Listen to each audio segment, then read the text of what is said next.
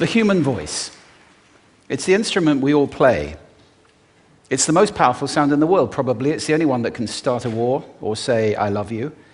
And yet many people have the experience that when they speak, people don't listen to them. Why is that? How can we speak powerfully to make change in the world? What I'd like to suggest, there are a number of habits that we need to move away from. I've assembled for your pleasure here 7 deadly sins of speaking.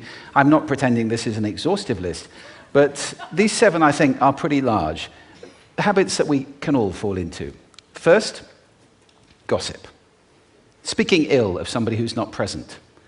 Not a nice habit, and we know perfectly well the person gossiping 5 minutes later will be gossiping about us. Second, judging. We know people who are like this in conversation, and it's very hard to listen to somebody if you know that you're being judged and found wanting at the same time. Third, negativity. You can fall into this. My mother, in the last years of her life, became very, very negative, and it's hard to listen. I remember one day I said to her, it's October the 1st today, and she said, I know, isn't it dreadful? It's hard to listen when somebody's that negative. And another form of negativity, complaining. Well, this is the national art of the UK. It's our national sport. We complain about the weather, about sport, about politics, about everything. But actually, complaining is viral misery. It's not spreading sunshine and lightness in the world. Excuses. We've all met this guy. Maybe we've all been this guy. Some people have a blame thrower.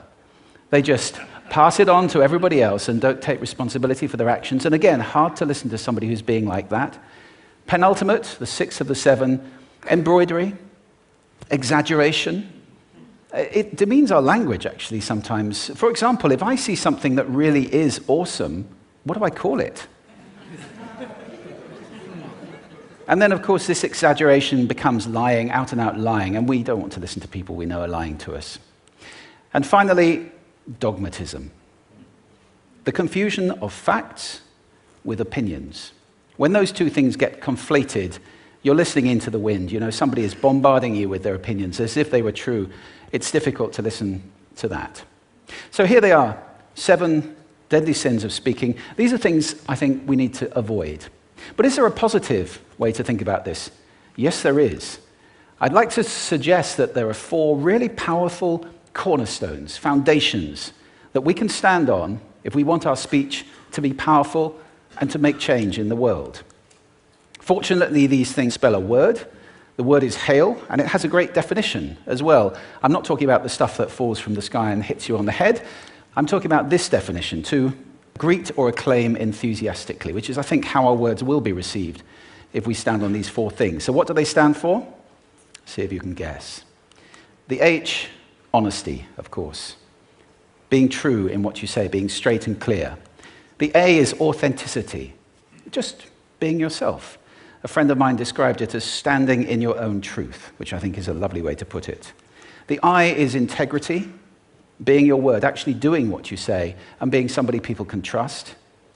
And the L is love. I don't mean romantic love, but I do mean wishing people well. For 2 reasons. First of all, I think absolute honesty may not be what we want. I mean, my goodness, you look ugly this morning.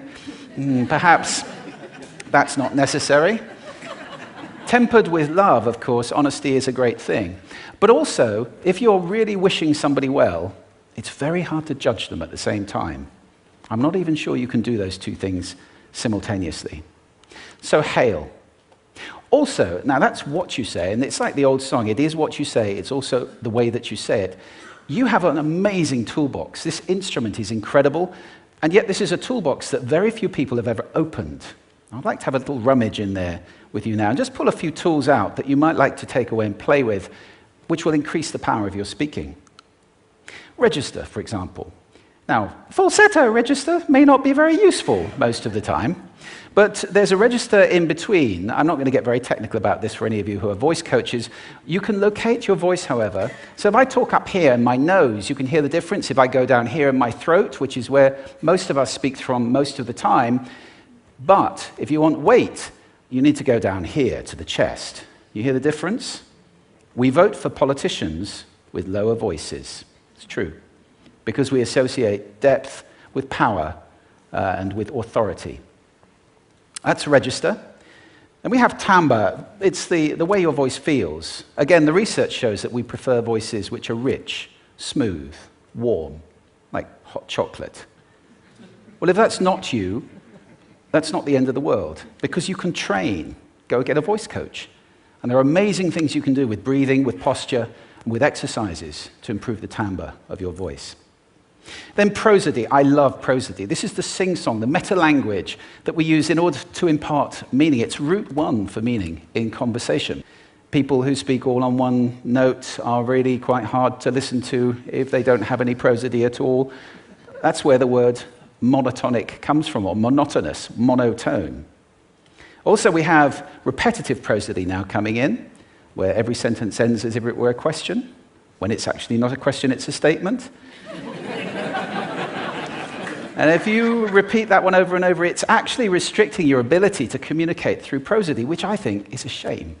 So let's try and break that habit. Pace. I can get very, very excited by saying something really, really quickly, or I can slow right down to emphasize. And at the end of that, of course, is our old friend, silence. There's nothing wrong with a bit of silence in a talk, is there? We don't have to fill it with ums and ahs. It can be very powerful. Of course, pitch often goes along with pace to indicate arousal, but you can do it just with pitch. Where did you leave my keys? Where did you leave my keys? It's a slightly different meaning in those two deliveries. And finally, volume. I can get really excited by using volume, sorry about that if I startled anybody, or I can have you really pay attention by getting very quiet. Some people broadcast the whole time. Try not to do that. That's called sodcasting. Imposing your sound on people around you carelessly and inconsiderately. Not nice. Of course, where this all comes into play most of all is when you've got something really important to do. It might be standing on a stage like this and giving a talk to people. It might be proposing marriage, asking for a raise, a wedding speech, whatever it is. If it's really important, you owe it to yourself to look at this toolbox and the engine that it's going to work on. And no engine works well without being warmed up. Warm up your voice. Actually, let me show you how to do that. Would you all like to stand up for a moment? I'm going to show you the 6 vocal warm-up exercises that I do before every talk I ever do. Anytime you're going to talk to anybody important, do these. First, arms up, deep breath in, and sigh out, like that. One more time. Very good. Now we're going to warm up our lips, and we're going to go bop, bop, bop, bop, bop, bop, bop, bop. Very good. And now, just like when you were a kid. Now your lips should be coming alive. We're going to do the tongue next with exaggerated la, la, la, la, la, la, la, la, la. Beautiful. You're getting really good at this. And then roll an R. That's like champagne for the tongue. Finally, and if I can only do one, the pros call this the siren. It's really good. It starts with we and goes to or. The we is high, the or is low. So you go wee, or, wee. Fantastic. Give yourselves a round of applause. Take a seat. Thank you. Next time you speak, do those in advance. Now, let me just put this in context to close.